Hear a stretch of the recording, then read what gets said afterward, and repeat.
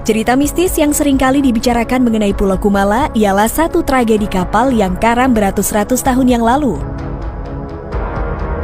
Banyak yang meyakini jika pulau ini tercipta dari salah satu kapal besar yang pernah karam di Sungai Mahakam.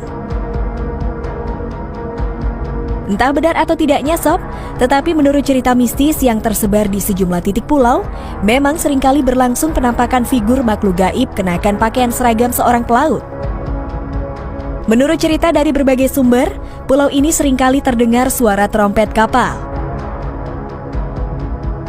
Tidak hanya cerita mengenai Pulau Karang, ada cerita misteri lain di sekitar Pulau Kumala ini, yaitu cerita hantu memiliki badan tinggi besar yang disebut Gendruwo. Makhluk itu diakui jadi penguasa mistis Pulau Kumala. Kejadian penampakan ini dibetulkan oleh beberapa petugas wisata yang menurut mereka seringkali memperlihatkan wujudnya di sekitar tempat penginapan.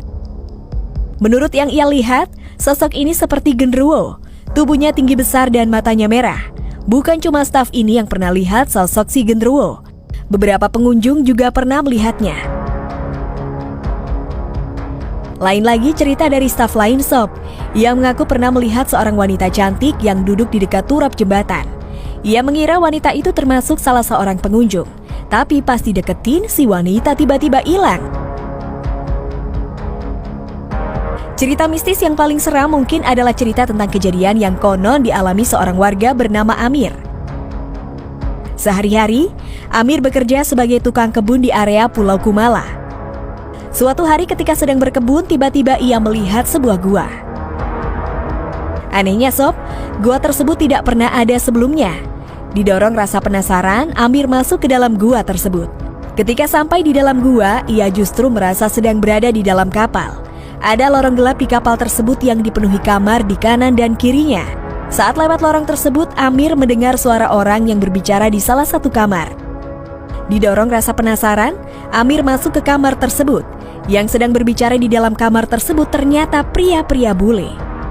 Menyadari kedatangan Amir, salah seorang pria mempersilakan Amir untuk masuk. Dan kemudian Amir duduk di antara pria-pria itu. Pria-pria itu melanjutkan obrolan mereka yang sempat terpotong karena kedatangan Amir. Selama mereka mengobrol, mereka sama sekali tidak menganggap Amir, seolah-olah Amir tidak ada. Setelah sekian lama berada di kamar tersebut, Amir mengantuk dan akhirnya tertidur.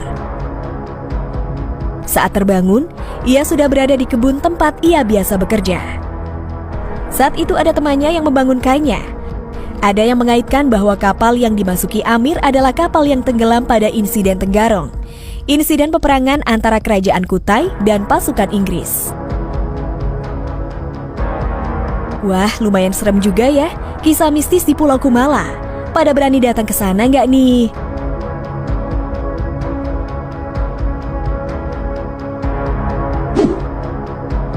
Bagaimana kalau menurut pendapat kalian sob? Jangan lupa untuk tulis komentar kalian di bawah ini ya.